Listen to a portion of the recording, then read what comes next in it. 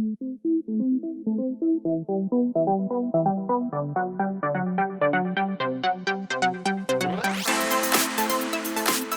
방금 소개받은 권영호입니다.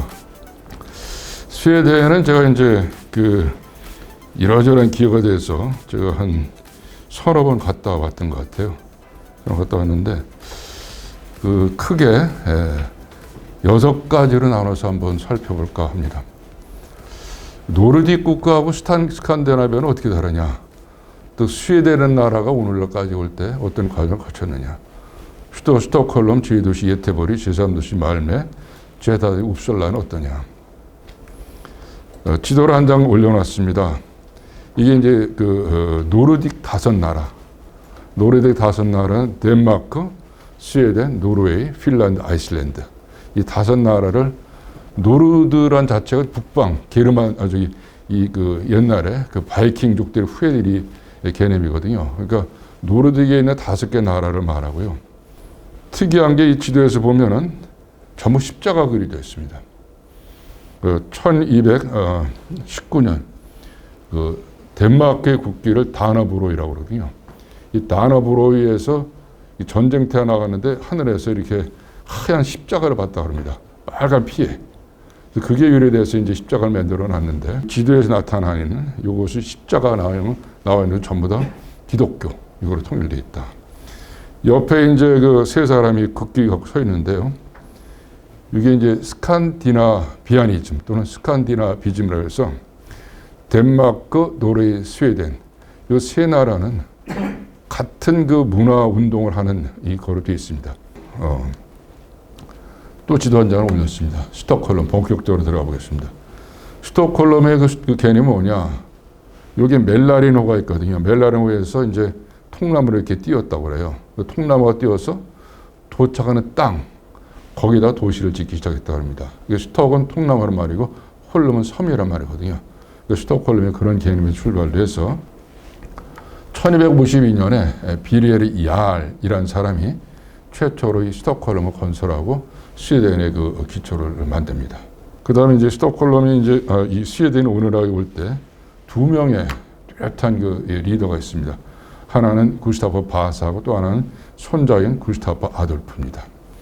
이 바사는 이제 1520년에 스톡홀름 피바다 사건으로 해서 독립운동을 해갖고 오늘날 스웨덴 왕국을 만든 장본인이죠. 자기가 모세다. 그 기독교를 갖고서 이제 완전히 통일을 시키고 그 손자였던 아돌프는 스웨덴이 이제 유럽 대륙으로 진출할 필요가 있다. 북방에서만 있으면 곤란하다. 도시도 발전.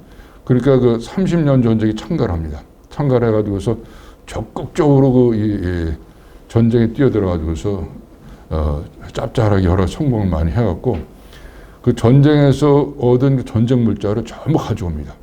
그래서 이제 이 두 사람 때문에 오늘날의 스웨덴이 됐다. 이렇게 얘기를 하고 있습니다.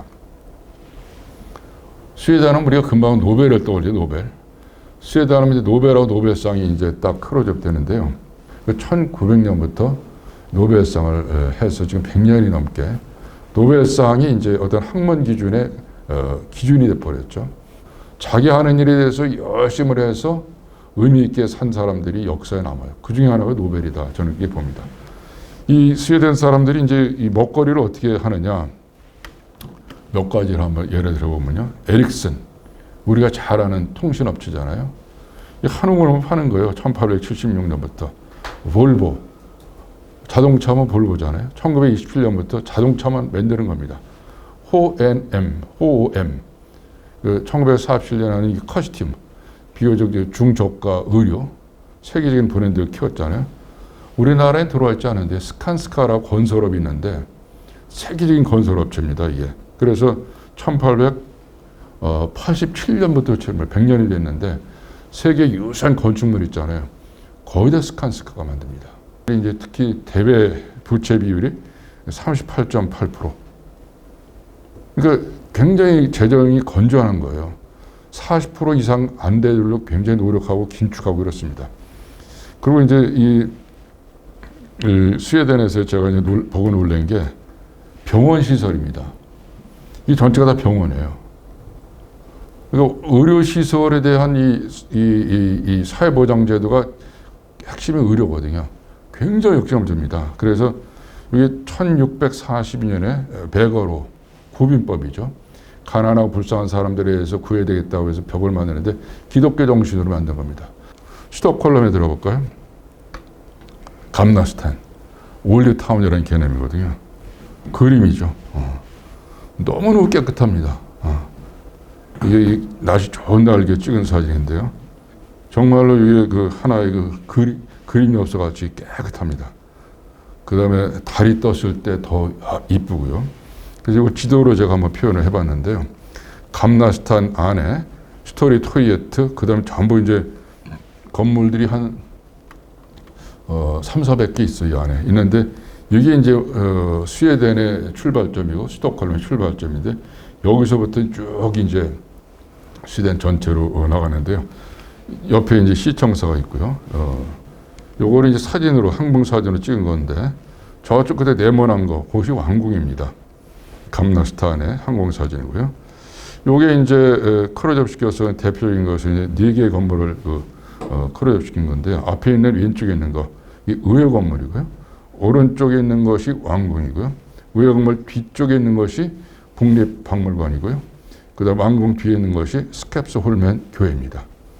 대표적인 이런 건물들이 300~400개가 감나스탄에 있어가지고 스웨덴, 스톡홀름을 대표하는 그런 건물입니다. 이제 이 사람들이 우리하고 좀 다른 것이 ESSD 정신에 따라서 철저하게 환경을 고려해가면서 하는 것이 좀 다르다.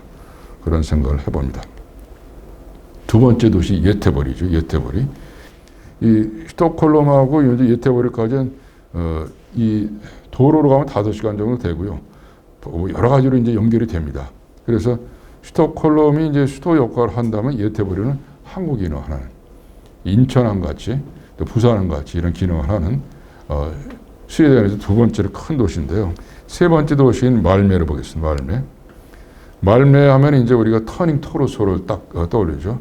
대표적으로 이제 이게 뒤틀려서 올라가는 건물인데요. 칼레드라바가 이제 디자인한 이 건물이죠. 스코네라고 이제 말씀드린 스카니아의 중심에 이 가상 동물인데요. 이 지역의 이제 아이콘입니다. 어느 나라 가든지 부크라파에 가든지 다 교회 건물이 가장 오래된 건물이고 튼튼하죠. 맨 마지막 도시인 웁살라를 보겠습니다. 웁살라는 아주 마음먹고 지은 대학입니다. 그러니까 이제 덴마크하고 우리 독립운동을 해서 살아나려면 인재를 키워야 된다. 나라에서 아주 직접적으로 이거 투자를 해서 웁살라 대학을 만들었어요. 이 대학에서 유명한 이제 교수가 2명 있는데요. 섭씨운동. 근데 셀시우스라고 하잖아요. 셀시우스 교수가 이 대학 교수였습니다. 섭씨 그걸 만든 사람이 교수였고요. 아까 말씀드렸듯이 아돌프 국왕이 30년 전쟁을 하면서 많은 그 문헌을 유럽에서 가져와서 이 대학 도서관에다 쫙 진열해 놔서 세계적인 문헌이 있는 이 대학으로 알려져 있는 곳이죠. 또 하나 린네죠. 식물 분류학의 1인자죠. 평생 식물에 대해서 분류를 해서 오늘날 식물 분류학의 체계를 만드는 대표적인 사람인데 이분이 이제 이 웁살라 대학 교수를 했었습니다. 그래서 이 정원을 2개 큰 걸 만들어줬더군요. 그러니까 린네 정원이 있고 더 큰 정원이 이렇게 있어서 웁살라 하면 우리가 이제 셀시우스 또는 린네 이 사람을 떠올리게 됩니다. 제가 이제 스웨덴을 왜 구태여 이제 오늘 건설위원회에서 이거를 잡았느냐. 저도 그렇지만 이제 여기 계시는 대부분들이 국토도시 환경 분야 전문가잖아요.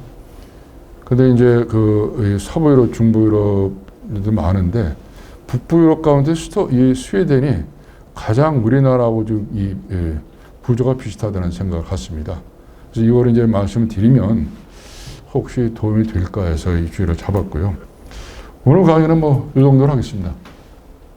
딱 1시간 했네요. 고맙습니다.